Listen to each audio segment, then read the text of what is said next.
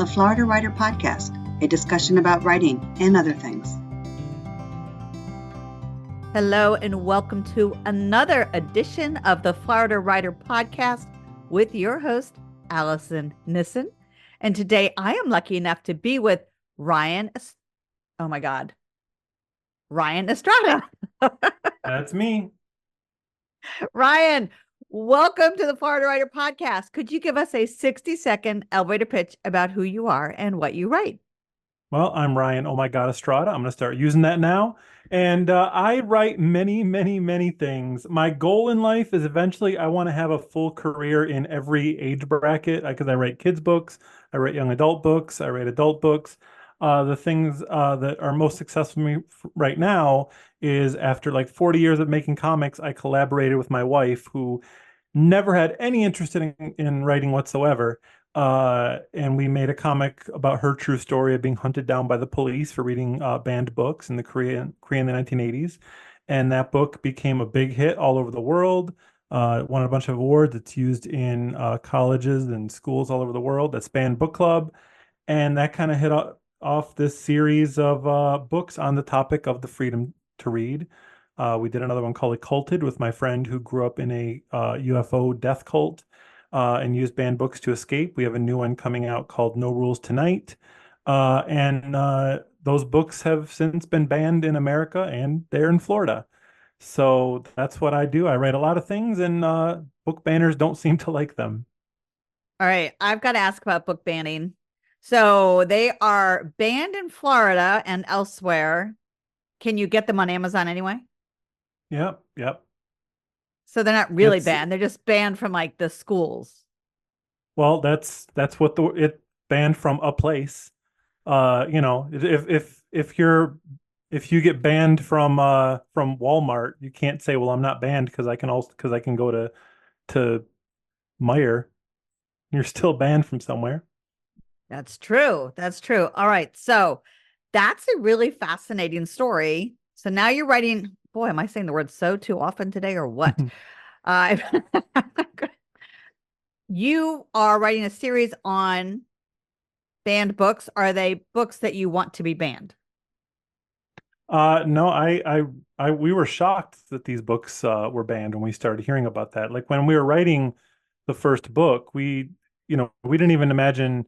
We thought this bit of history people might be interested in, but that was kind of before history started repeating itself because that sort of thing wasn't happening in America when we were working on it. It's just I learned this wild thing about my wife when she casually mentioned, oh, I remember when I was being hunted down by the KCIA. And I'm like, wait, when you what? Wait, who? How? We've known each other for 15 years. How did I not know about this? And we told this story. And then, all of a sudden, by the time it came out, not only were books being banned in America, but they in places like Florida and Texas, librarians are being threatened with felonies for having these books on the shelves. And we were shocked when our book was one of them, especially a book about banned books then being banned was kind of a strange irony that we weren't quite prepared for. We were surprised. And, I know that when I was growing up, it was always kind of a joke when we heard a book was being banned somewhere. We would be like, oh, you can't really ban a book. No, people are just gonna make people want to read it more. But what's happening right now is there's a movement where people are people that are funded by like large organizations are going in and bringing in a list of 200 new books every month and trying to get all of them removed from libraries. And, from completely innocent children's books to young adult books, all these books, and they're just disappearing. And a lot of times the authors don't even know. Like I know because when I found out the first time, it was only because someone tweeted the irony of banned book club being banned. And now I've been following it really closely and working with organizations so I can find out when. But a lot of times these books just disappear and readers don't know they ever existed. Authors don't know they were banned. And so it's just kind of stories being taken away from kids. So it's really changed what book banning means in the past few years. How intriguing. You are also really into comic books and comic book writing. Are the books that are being banned, are they also comic books? Yeah. Banned Book Club is a graphic novel about my wife's experiences. Yeah. All right. So do you do the artwork as well? some of the books I illustrate. Some books I write and get other book authors to illustrate them. Like Banned Book Club, since it's so much about Korean history, I wanted a Korean artist to illustrate it. But we're working on the sequel now, No Rules Tonight, whereas I drew that one because it's a more personal story. So it was my wife thought it'd be better for me to draw it with her in the room so we can relate it to her experiences. So yeah, I go back and forth. How do you write and prepare to write a graphic novel? Well, writing comics is a lot like writing poetry because, when you're writing a prose, you just write the story and, the page breaks end up being depending on what font they use to print the book. But when you're writing a graphic novel, you have to think of a page as like this page has a beginning and an end. It's kind of like think of it as a sentence. It needs to come to a conclusion and complete a thought before you turn the page. And you know, you're telling some of the story through images, you're telling some of the story through words, and you're kind of limited in how many words you can use. Because if you pack, two paragraphs into one word bubble, it's going to fill the entire panel and ruin all the pictures. And then some of the story comes from what happens in the reader's mind as they're comparing these two images of what happens. And then sometimes as they're turning the page, you complete a thought and then it kind of creates something, a question in the reader's mind into what happens on the next page. So it's really a lot like writing poetry because you're really thinking about the sequence of images and words and how do I condense them to say a lot in a little bit of dialogue and how can I complement that with the art. Do you go out and instruct people who are way too wordy on how to limit their words?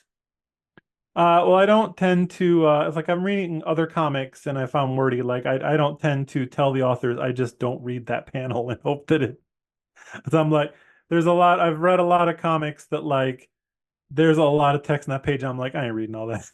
Sorry. I Like if I'm I reading a tell novel, sure, I'll read the whole page, but like, there's something about it being in a comic where it's like, you're not supposed to put that much on a page. I ain't gonna read all that. I do that though with just regular text when there's not a paragraph break. I mean, Hmm. people insist on having these giant blocks of text, and my brain is like, not going to happen. And that's when you risk losing the audience as a writer. You risk losing the audience. I Hmm. cannot express that often enough. Like your brain wants the white space, it needs to relax. And I get so worked up when I'm reading. I get very involved with whatever it is. And if it's causing me anxiety because the text is exciting, so I'm feeling it inside. But if there's no white space, my body's like, whoa, can't handle this much. And I will, Hmm. really risk just setting it down and not picking it back up because it's just causing me too much stress, which sounds Hmm. kind of funny. But I do love that you have to continually work at being brief and keeping exciting. So you have to have the hook and you have to have your call to action at the end of each page. You have to have something that makes them want Hmm. to turn to the next one. And it's not just the artwork that does it, because I imagine it's more of the punch of the words than the artwork itself. Well, it's always a balance of the two, and it's trying to figure out the tools in your toolbox. And I learned a lot about timing from telling stories on stage, because a lot of comics that I've made about my true experiences. And before I made a comic, I live in Busan, South Korea, and there's a lot of open mics or like comedy shows and storytelling shows. And I would go on stage and tell these stories at two different events, and I realized at one event no one reacts whatsoever. In another event, they're laughing hysterically. And I'm trying to figure out what the difference was. And I realized like the minuscule difference in timing between when I say something and when I say the response to it can make a huge difference because you need a certain amount of time for an audience to create an expectation in their head and then you subvert that expectation. Whereas if you say it quickly, then they just follow the story. And then they would laugh. And I really think about now, how do I apply that to a comic? Because I can't force them to read in a certain speed. And that's when what I was talking about, that page turn. So if you have the setup before you turn the page, And then as you turn the page, you think, I know what's going to happen. And then the next line subverts their expectations, then you get the laugh. Whereas if I put that panel on the previous page, they would have just read A to B and never had anything to subvert in their head. What great advice. All right. I did hear that you wrote a comic and a word from your book ended up in a dictionary. Yeah, so many years ago, I was doing this thing where I tried to do 100 guest comics to premiere on the same day. Like I did comics for other people's webcomics. And I thought it'd be funny, but I didn't realize that that would mean I would be drawing comics day and night for like 3 months.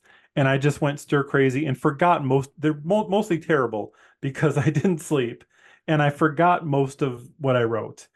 And then I did that. They all went out. And then like 5 years later, all of a sudden, all these people are tagging me on social media. It was actually on my birthday.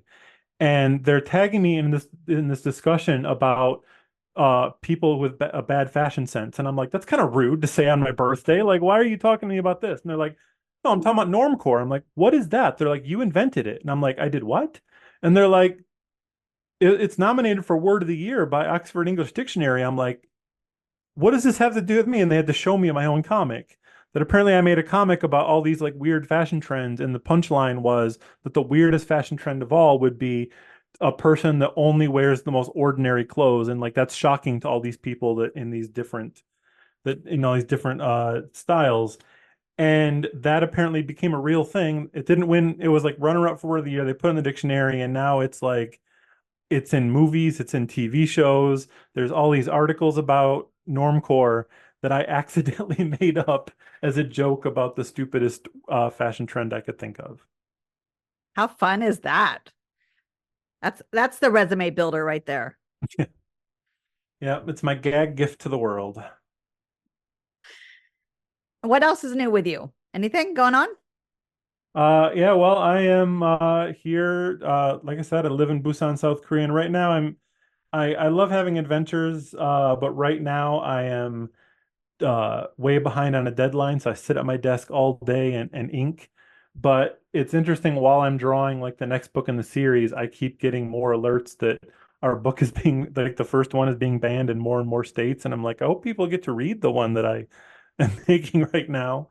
Um, but yeah, it's been wild having that balance of, you know, our book, like I said, being taught in universities, there's entire cities that are like reading our book all at once, like with them being flown out around the world, and other places where it's like, no, it's not allowed at all. What's the most interesting place you visited with your book? Um, well, the one I'm really looking forward to is this December. I'm being flown out to Akita, Japan, where there's a thing called the Big Read, where every single university and high school and junior high school and library all read the same book together. And so they've been reading it all the year, and they're gonna fly me out to talk about it there. Virtually, I've done a lot of fun things. Like I talked at the Banned Book Museum in Estonia, and then being flown out to things like the American Library Association annual conference, and being flown out to American bookseller conferences and things like that. But I do a whole lot of library visits over Zoom. Since it's a lot cheaper to do Zoom than fly from Korea every time I do one of these. So I'm usually up at like 3 a.m. doing like, sometimes up to 10 visits per week, talk to schools and libraries and book clubs. How did you get started in this area? Well, it's a kind of decision I made before I had decision-making skills, because my mom said that like I learned to speak so that I could tell her I was going to be a professional cartoonist. Like I had already made that decision. And then when I turned 6 years old, I went to my mom and I'm like, I've been doing this long enough. It's time to go pro.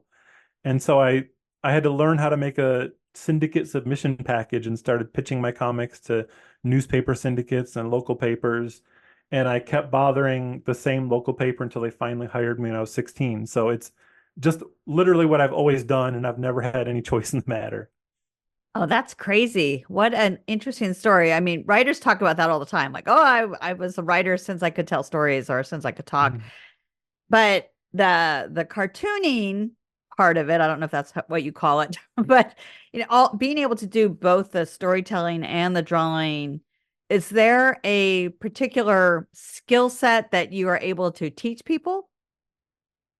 Well, the thing that I'm most passionate about teaching people is storytelling, because everyone like wishes they could be a storyteller, but they don't realize that everyone can. The same thing with art. Like I always tell, whenever anyone tells me I want to be a writer, I want to be an artist, I'm like, don't you ever say that again. You are. You don't need a doctorate. There's no board that's gonna say you can. You just do it. And then the secret to becoming a better storyteller is just telling a lot of stories. So there's this workshop that I love doing, where I cure people's stage fright in order to get them more comfortable with telling stories in person. Because like I said, telling stories in person is what helps me figure out how to tell stories on paper. And so my favorite thing to do is called the bad storytelling contest, where I say like, who has stage fright? And they're like, oh, I have stage fright. I'm not going up there. I'm like, gotcha, you're the one that's coming up. So, and I ask them, what are you afraid of happening? And they list all the things that could go wrong. And I'm like, perfect. You're going to come up here, read this book, and try and make as many of these mistakes as possible. And the more we're going to call out the mistakes as you make them, and the more you make, the more points you get. And all of a sudden, I do this with kids, and it's like all the pressure they felt all their life to be perfect is gone, and they turn into the biggest hams. And then you're like, who wants to tell a story? And everyone's hand is up, and every single person in the audience has an amazing story. And once you get the pressure off of having to be perfect, all the stories that come out are amazing. So that's something I love doing with kids That and is adults too. That is just fantastic. I might borrow some of those tactics when I'm working with people on how to become a better public speaker. Mm-hmm. It kind of came accidentally. There was just a class I was teaching and they were so quiet. I made that up just to like, let's see if I can get them to say anything. And it worked so well that I've done it all around the world. And I did a elementary school visit in Michigan once. And there was this girl that like, once I did that, she was like, her hand was up every time. She didn't even bother to put her hand up. She would jump up and stand in front of the class and start doing whatever. I'm like, I didn't even call on you. I didn't even say what we're doing yet. But she started dancing and talking. And afterwards, I go up to the teacher and I'm like, that kid's a little ham, huh? And she's like, I have I have taught that child for 8 months. I have never heard her speak. Like we've had meetings. Like she has like issues. Like there's medication involved. I have never heard her speak. But that's all it took is like all the pressure's off. Purposely be bad, and they're like, I'm in. I can do it. I teach college students. I actually had a class full of students. There were 4 tables of 6 or 8, depending on how many people were sitting at a table. And there was one table, not a single person would speak. I would wait patiently.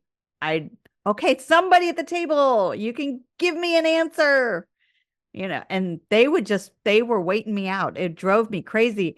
I am definitely going to try, like the idea of what's the worst that can happen, and try to get them to not think about perfection.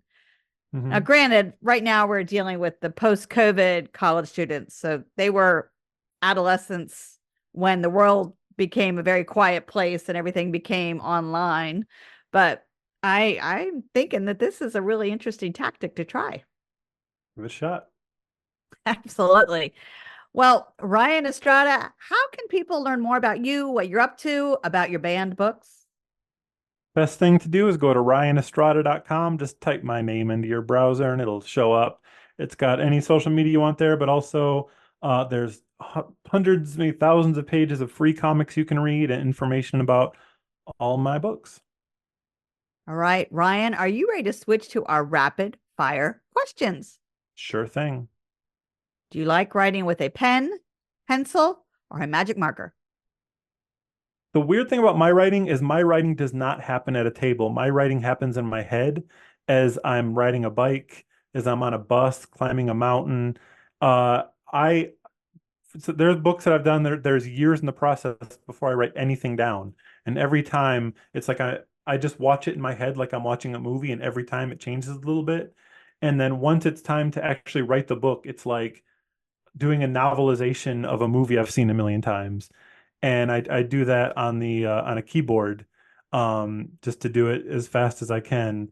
But the like I said, that's just dictation. The writing has happened on a bike in the middle of the woods or something.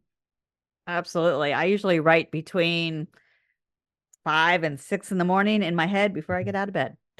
All right. Do you have any yearbooks? Any yearbooks?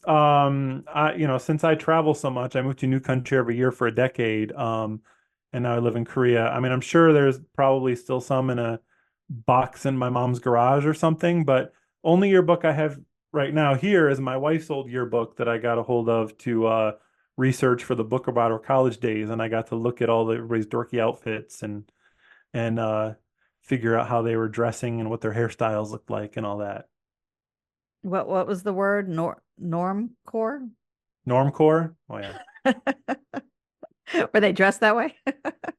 Well, the funny thing about researching the book is that everyone in the first draft ended up looking super 70s.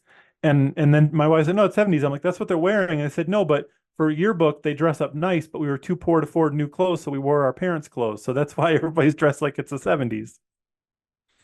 That is fun fact. That is a very fun fact. Final question. What is your favorite food? Probably burritos. I'm an Estrada, so I got to find that Mexican food. Luckily, we can get them now in Korea. When I first moved here in 2002, it was physically impossible to have burritos, and it was just I'm like I can't. As soon as I flew back to America, I'm like, we need to go to Taco Bell right now. I need a burrito. You don't mix And it. that's You the can't do fastest a way to get it. Korean burrito or something fun.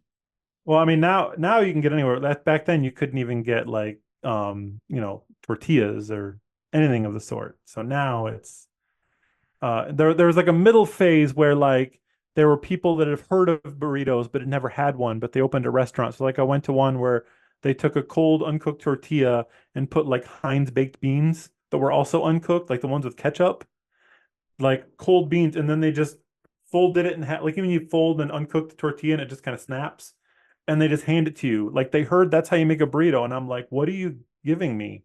That's not close your restaurant, sir. The bean burrito. Yeah, it's a bean burrito. Tortilla, put some beans in it. What else you want from me, guy? Let's add a little sriracha.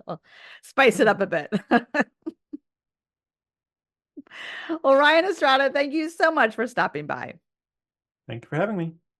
You have been listening to another edition of the Florida Writer Podcast with your host, Alison Nissen. Alison out. Woo! We're all done. Excellent. Thank you so much for having me. That was fun. That was a lot of fun. Ryan Estrada is an artist, author, and adventurer. His books include Banned Book Club, Occulted, No Rules Tonight, and the Student Ambassador series. He has worked for Star Trek, Popeye, Flash Gordon, and Garfield.